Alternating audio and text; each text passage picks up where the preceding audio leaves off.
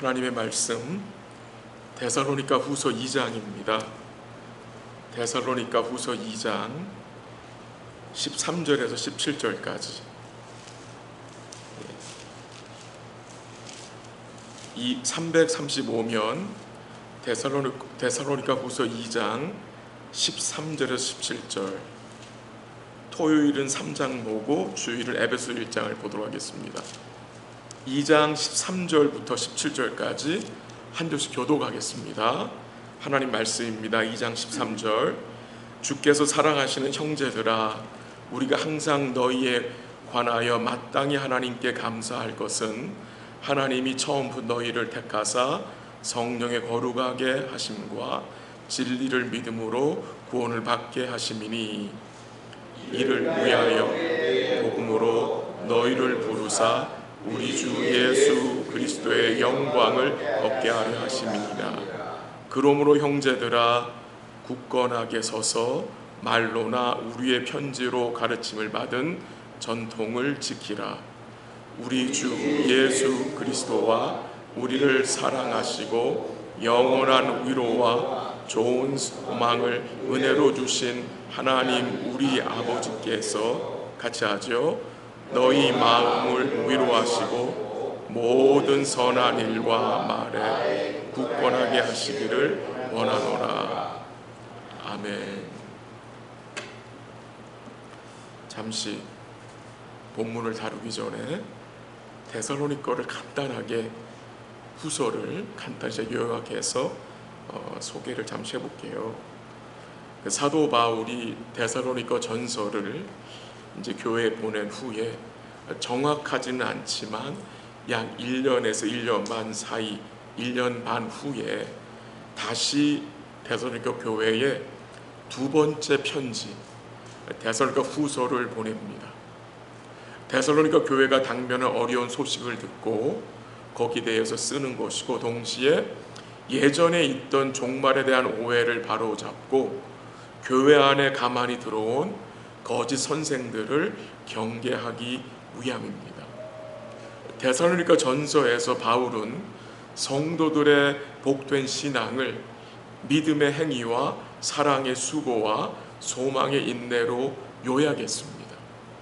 성도의 삶은 하나님과의 관계로 보면 믿음이 되고, 성도들 사이의 관계로 보면 사랑이 되며, 종말론적으로 보면 그리스도의 재림을 기다리는 소망이 됩니다. 데살로니가 후서 1장에서는 갈수록 심해지는 박해와 환난 중에 있는 데살로니가 성도들에게 사도 바울이 공의로운 하나님을 바라보라고 권면합니다. 교회가 박해와 환난을 당하는 것은 그들로 하나님 나라에 합당한 자들로 여김받음을 받게 하시려는 것이며, 동시에 너희로 환난받게 하는 자들에게 환난과 영원한 멸망의 형벌로 갚으시는 공의로운 하나님이라고 증거했습니다. 그리고 데살로니가후서 2장에서는 교회 안에 들어온 이 거짓 선생들의 치우친 종말론에 대한 이 가르침에 너희는 미혹되거나 흔들리거나 두려워하지 말라라고 권면합니다. 이 거짓 선생들은 이미 그리스도가 재림했다, 이 말도 안 되는 소리를 하거든요. 재림이 이미 지나갔다고 하지만 그 말에 흔들리지 말며 속지 말라고 했습니다.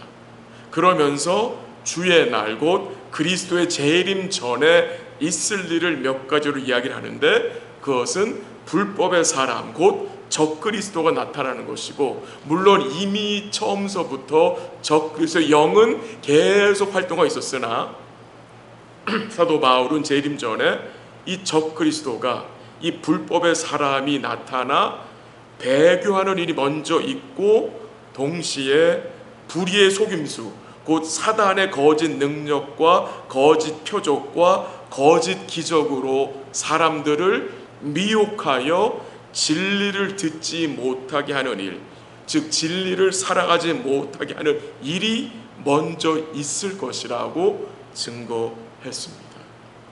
그러고 나온 본문이 오늘 본문이거든요. 그리고 데살로니가 3장에서는 주의 날 곧 그리스도의 재림을 기다리는 삶은 일상을 무시하고 회피하는 삶이 아니라 도리어 질서 있게 행하며 전해준 전통 곧 복음의 가르침을 따라 맡겨진 삶에서 성실하게 일하며 사는 것임을 증거했습니다. 데살로니가 후서 3장 14절에 보면요, 바울이 아주 강한 톤으로 경고를 이렇게 합니다. 누가 이 편지에 한 우리 말을 순종하지 아니하거든 그 사람을 지목하여 사귀지 말고 그로 하여금 부끄럽게 하라 라고 경고를 했습니다. 또한 이 데살로니가 후서 3장 굉장히 짧은 책인데 아주 특이한 부분은, 복된 부분은 매 장을 마칠 때마다 바울이 기도를 합니다. 매 장의 마무리를 기도를 합니다. 1장 11절 12절이 기도고요, 2장 16, 17절이 기도고 3장 16절 18절이 기도예요. 무슨 말입니까? 교회가 진리 안에 굳게 서기 위해서 이 기도가 얼마나 중요한 것임을 깨닫게 하는 것입니다. 그래서 데살로니가 후서를 제가 한 3분 4분 안에 요약을 해드렸는데요, 이제 오늘 본문을 좀 살펴볼게요. 오늘 본문 말씀 13절에 보면은 이 사도 바울이 데살로니가 교회에 관하여 마땅히 하나님 감사할 일이 있다고 증거합니다. 이 데살로니가 전서도 그렇고요, 후서도 그렇고 감사에 대한 내용이 자주 나오는데 그 대표적인 바울의 감사에 대한 말씀이 바로 데살로니가 전서 5장 18절이잖아요. 범사에 감사하라, 이는 그리스도 예수 안에서 너희를 향하신 하나님의 뜻이니라는 말씀. 주님이 교회에게 범사에 감사라고 명하시고 그게 하나님 아버지의 뜻임을 사도 바울을 통해서 말씀하셨습니다. 성도의 감사는 여러 가지 참 많은 곳을 할 수 있겠지만 성도의 감사의 시작과 그 중심과 그 주제는 하나님의 구원의 은혜가 되어야 한다는 말씀을 오늘 본문에서 우리는 요약해서 생각할 수 있습니다. 성도의 감사의 시작과 중심과 주제,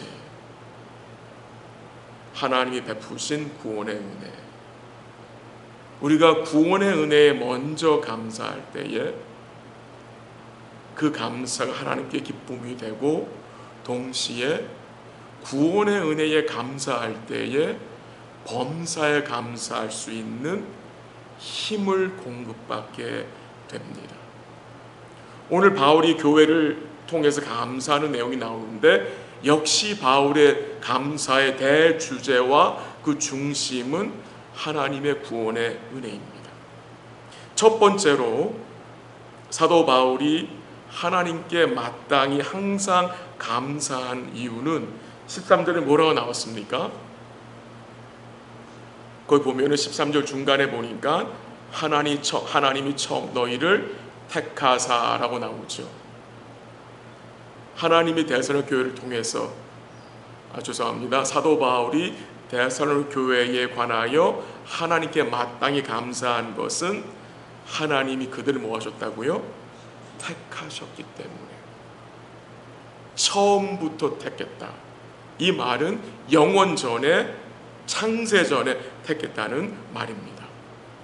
이 데살로니가 지역에 우상이 많고 참 그 죄가 가득한 그 데살로니가 도시에 교회가 세워질 수 있었던 것은 사도 바울이 그 누구보다 전도를 잘하는 사람이었기 때문이 아니라 하나님이 이 데살로니가에 있는 사람들을 택하셨기 때문에 그 하나님의 택함을 받은 자들이 성령의 역사하심으로 바울이 전한 복음을 듣고 믿음으로 반응한 거라는 것입니다.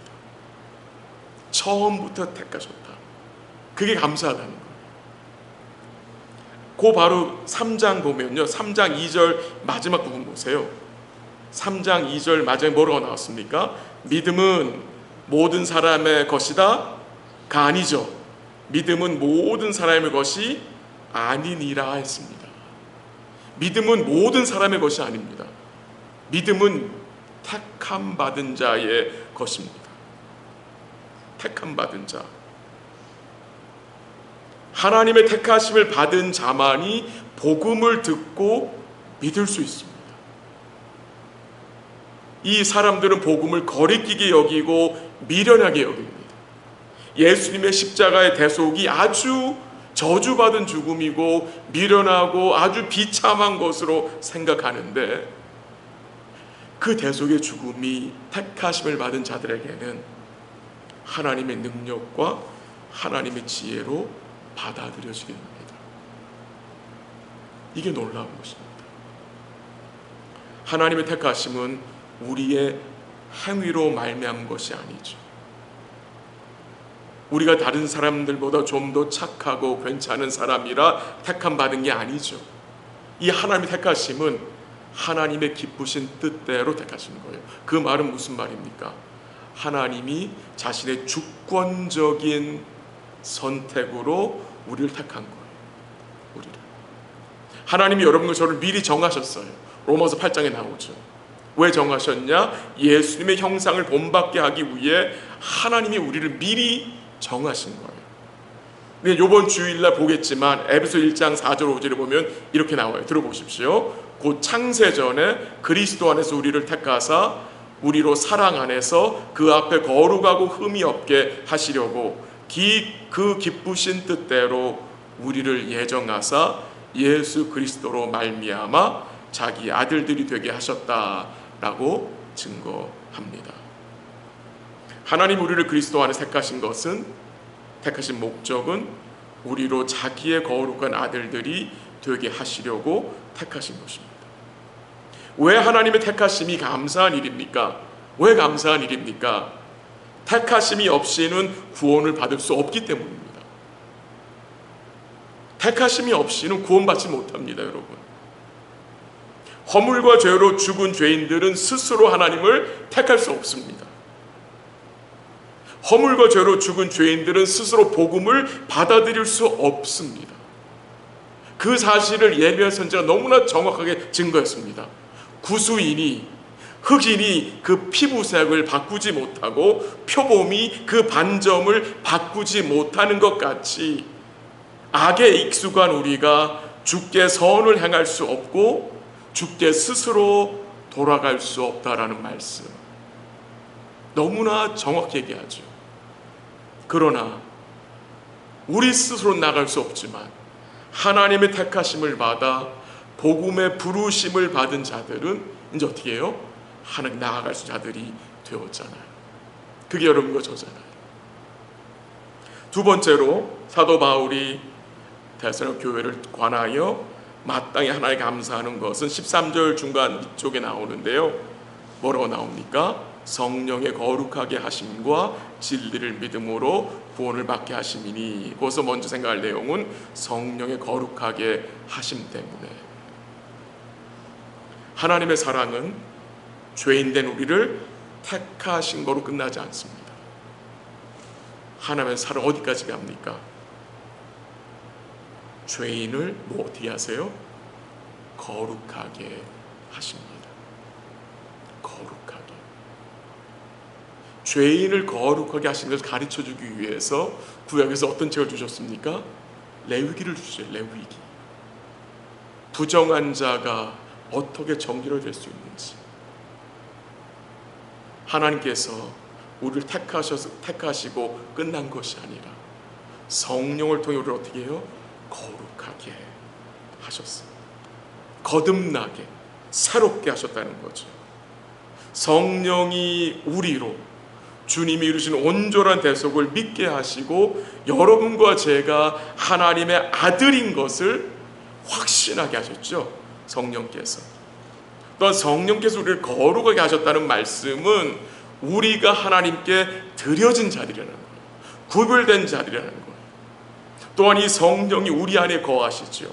우리 안에 내주하시죠. 성령이 우리를 돕고 계시죠. 이 성령이 또 뭐 하십니까? 우리의 몸의 행실을 죽일 수 있도록 어떻게 합니까? 역사하시죠. 도우시는 거죠. 또 성령이 우리를 어떻게 합니까? 진리 가운데로 인도하셔서 거룩한 삶을 살아가게 하시잖아요. 이 성령이 우리의 연약함을 도우시고 빌바를 알지 못하는 우리로 기도하게 하시고 하나님을 아빠 아버지로 부르짖게 하심으로 우리가 하나님의 자녀인 것을 확인시켜 주십니다. 성령 하나님 우리를 온전히 거룩하게 만드십니다. 그 내용이 데살로니가전서 5장 23절 24절 나오는데 한번 같이 가볼까요? 몇 장만 앞으로 가보세요. 5장 23절 24절 가실까요? 5장 23절 시작. 평강의 하나님이 친히 너희를 온전히 거룩하게 하시고 또 너희의 온 영과 혼과 몸이 우리 주 예수 그리스도께서 강림하실 때에 흠없게 보존되기를 원하노라. 너희를 부르시는 이는 미쁘시니 그가 또한 이루시리라. 분명히 나오죠. 너희를 온전히 어떻게 하게 하신대요? 거룩하게, 흠없게 보존하신대요. 그걸 이루신다라고 24절 확신하시죠. 뭐라고? 너희를 부르시는 미쁘신 자니 그가 뭐한대요? 이루실 것을 약속하셨잖아요. 그래서 지금 사도 바울이 데살로니가 교회 성도를 인하여 감사한 두 번째 내용은 성령의 거룩하게 하심 때문에. 세 번째로 사도 바울이 항상 그리고 마땅히 하나님 감사한 것은 오늘 본문 13절 마지막에 나오는데요. 무슨 내용입니까? 진리를 믿음으로 구원을 받게 하셨기 때문에. 진리의 말씀, 복음으로 우리를 부르셔서 예수를 믿게 하셨기 때문입니다. 14절에 보면 이를 위하여 우리의 복음으로 너희를 불렀다고 합니다. 불렀다. 뭐로 불렀다? 복음으로 너희를 불렀다. 근데 그 복음으로 불렀을 때 이들이 어떻게 했어요? 믿음으로 반응할 수 있도록 성령께서 그들의 굳은 마음을 제하시고 부드러운 마음 주셔가지고 그들로 예수를 믿게 하셨다는 거예요. 그래서 감사하다는 거예요. 그래서 감사하다는 거예요. 데살로니가전서 2장 13절에 보면요, 한번 들어보세요. 이러므로 우리가 하나님께 끊임없이 감사함은, 사도 바울이 끊임없이 하나님께 감사한 이유가 뭐냐? 너희가 우리에게 들은 바 하나님의 말씀을 받을 때에 사람의 말로 받지 아니하고 하나님의 말씀으로 받음이니 진실로 그러하도다. 이 말씀이 또한 너희 믿는 자 가운데에서 역사하느니라. 사도 바울이 주께 끊임없이 감사한 이유가 뭐예요? 이 성도들이 주의 말씀을 하나님의 말씀으로 받았다는 사실에 끊임없이 감사한대요. 그리고 또한 그 말씀이 믿는 자들 가운데서 뭐한대요? 역사한다는 거예요. 우리 사랑하는 성도들이 하나님 말씀을 믿을 수 있고 하나님의 말씀을 받을 수 있는 은혜를 주신 게 너무나 감사한 거지. 그리고 그 말씀 우리 안에서 어떻게 합니까? 역사하죠. 믿는 자들 가운데서 역사를 해요. 그 역사가 어떤 역사입니까, 여러분? 우리를 변화시키는 역사죠. 내 마음을 염려와 걱정으로부터 지키는 역사죠. 연약한 내 마음을 붙드시고 힘주시는 역사죠. 부족한 내 마음, 아직까지 죄가 있는 내 마음을 그 말씀을 뭐 하는 거예요? 새롭게 하시고 성화시키는 역사죠. 두려움 가운데 잡혀있는 우리의 부족한 마음을 그 말씀이 어떻게 합니까? 담대하도록 역사하는 말씀이고 우리를 계속해서 거룩하게 세워가시는 말씀이잖아요. 14절 한번 보세요. 14절 본문 14절 같이 한번 읽어볼까요? 시작. 이를 위하여 우리의 복음으로 너희를 부르사 우리 주 예수 그리스도의 영광을 얻게 하려 하십니다. 복음으로 불러 뭘 얻게 하신대요? 뭘 얻게 하신대요? 우리 주 예수 그리스도의 영광을 얻게 하신대요. 복음으로 우리를 부르신 목적이 뭐예요?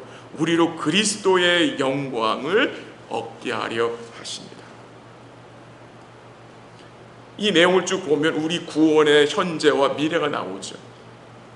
죄사함 얻게 하시고 거룩하게 하시고, 거기서 끝나는 것이 아니라 우리로 그리스도의 영광을 얻게 하셨다. 물론 이거는 미래적인 거죠. 그럼 이 땅에서는요? 이 땅에서는 그리스도의 영광을 얻는 것이 불가능한가요? 꼭 천국에 가야만 그리스도 영광을 누릴 수 있는 건가요? 아니죠. 우리 현재 삶에서도 우리는 그리스도의 영광을 맛볼 수 있고 누릴 수 있습니다. 그게 언제 가능합니까, 여러분? 주님이 이 땅에 계실 때에 무엇을 자신의 영광으로 삼으셨습니까? 요한복음 13장 31절에 보면 주님이 이렇게 말씀하셨어요. 들어보세요. 그가 나간 후에, 가룟 유다가 나간 후입니다. 가룟 유다가 예수님을 배반할 것을 이제 아신 후에요. 예수께서 이르시되 지금 인자가 영광을 받았고 하나님도 인자로 말미암아 영광을 받으셨도다라고 주님 말씀하세요. 주님이 영광을 받으신 때가 언제였습니까? 주님이 이 땅에서 영광을 받으신 그 클라이막스, 여러분 언제였죠? 십자가였어요. 십자가. 그리스도의 영광을 맛보는 때가 언제냐, 성도들이 이 땅에서 주님이 우리에게 맡겨주신 십자가를 지고 주를 따라갈 때에 그리스도의 영광을 맛보는 것입니다. 이게 미스터리입니다. 미스터리. 세상의 눈으로는 굉장히 초라하고 비참한 모습이죠. 근데 복음은 뭘 증거합니까? 여러분과 제가 언제 그리스도의 영광을 맛보며 누릴 수 있습니까? 맡겨주신 십자가를 지고 우리 자신을 부인하고 주를 쫓아갈 때입니다. 그 길에서 그리스도의 영광을 뭐하는 거예요? 맛보는 거예요.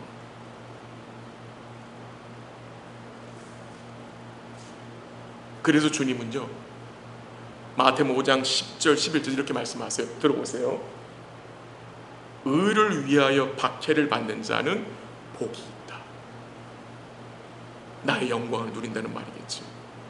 나로 말미암아 너희를 욕하고 박해하고 거짓으로 너희를 거슬러 모든 악함을 할 때는 너희에게 복이 있다. 그래서 영광을 누린다는 말이잖아요. 이제 15절 보세요. 15절. 복음의 부르심을 받아 구원받은 성도들의 모습이 어떻게 나타나야 합니까? 15절 같이 한번 읽을게요. 시작. 그러므로 형제들아 굳건하게 서서 말로나 우리의 편지로 가르침을 받은 전통을 지키라. 뭘 요구합니까? 굳건하게 서라고 말하죠. 또 뭘 지키라고 합니까? 말로나 편지로 받은 전통. 이 전통은 그냥 뭐 옛날 어른들이 했던 그런 전통을 말하는 것이 아니라요, 이 전통이 뭐냐? 처음부터 하나님 너희를 택하셨다. 성령께서 너희를 거룩하게 하셨다. 진리인 복음을 성령이 너희로 믿게 하셨다. 하나님이 너희로 그리스도의 영광을 얻게 하셨다. 이거요, 이거. 이거를 굳게 붙들라는 거예요. 사도 베드로 같은 맥락의 말씀 증거했죠. 베드로서 1장 10절에 들어보세요. 그러므로 형제들아 더욱 힘써 너희 부르심과 택하심을 굳게 하라. 너희가 이것을 행한즉 언제든지 실족하지 아니하리라. 넘어지지 않는데요, 미끄러지지 않는데요. 언제? 너희 하나님 너희를 부르심과 택하심을 굳게 붙잡을 때에. 지금 이 데살로니가서 2장의 문맥이 어떤 문맥입니까? 사단의 거짓 역사와 불법을 행하는 자들의 그 속임수 앞에서 굳게 서라는 거예요. 굳게 서라. 근데 어디 위에 서라는 말입니까, 여러분? 어디 위에 서야 굳게 설 수 있습니까, 여러분? 진리의 말씀입니다. 진리의 터입니다. 그 위에 서야 이 사탄의 속임수, 이게 미혹되지 않는다는 말이죠. 마지막으로 16절 17절에 사도 바울의 기도가 나옵니다. 무엇을 위해 사도 바울이 기도합니까? 한번 16절 제가 한번 읽어드릴게요. 우리 주 예수 그리스도와 우리를 사랑하시고 영원한 위로와 좋은 소망을 은혜로 주신 하나님 우리 아버지께서 17절 너희 마음을 위로하시고 모든 선한 일과 말에 굳건하 하시기를 원하노라. 뭘 구하고 있습니까? 뭘 구하고 있습니까? 일단 무엇을 주셨는지 언급하죠. 하나님 뭘 주셨어요? 그리스도를 통해 사랑과 영원한 위로와 좋은 소망을 은혜로 주셨다 말하죠. 근데 거기서 끝나지 않죠. 계속해서 17절에 뭐라고 말씀하세요? 그 하나님 아버지께서 어떻게 하신대요? 너희 마음을 위로하신대요. 위로하신대요. 모든 선한 일과 말에 굳건하게 하시기를 원한다고 강구하고 있죠. 아주 짧은 기도지만 중요한 단어들이 나옵니다. 사랑, 위로, 소망, 은혜. 이 기도하는 내용 때문에 우리가 뭘 생각할 수 있습니까? 성도가 주 안에서 굳게 서는 길은 기도하는 길임을 또 우리가 알 수 있고요. 왜요? 우리가 굳게 서는 일과 말씀을 붙잡고 지키는 일은 내 힘과 의지로 되지 않기 때문에 주님을 의뢰함을 우리가 여기서 배울 수 있는 거죠. 주님 우리를 굳게 하십니다. 바로 그 밑에 3장 3절 보세요. 3장 3절 한번 같이 읽을까요? 시작. 주는 미쁘사 너희를 굳건하게 하시고 악한 자에게서 지키시리라. 너무나 복된 말씀 아닙니까? 누가 우리를 굳건하게 하십니까? 누가? 미쁘신 주께서. 미쁘신 주께서 우리를 굳건하게 하시고 우리를 악한 자에서 지키신다고 하죠. 그래서 우리를 굳건하게 하시는 그 미쁘신 주께 우리가 뭐 하는 겁니까? 분발하여 그를 붙잡는 것입니다. 기도하는 것입니다. 말씀을 정리합니다. 우리는 모든 것을 주님께 은혜로 받은 자들입니다. 우리는 주님의 구원의 은혜를 받은 자들입니다. 그 은혜 안에 사랑이 있어요. 영원한 위로가 있어요. 좋은 소망이 있습니다. 지속적인 위로가 계속해서 있어요. 변치 않는 사랑과 환난 중의 위로와 시련 중의 좋은 소망으로 우리로 인내하게 하십니다. 그 사랑과 그 위로와 그 소망을 힘입어 사는 성도들은 선한 일과 선한 말을 할 수 있도록 도와주십니다. 우리 남은 주간도 주의 크신 구원의 은혜에 우리의 마음이 감동되었으면 좋겠습니다.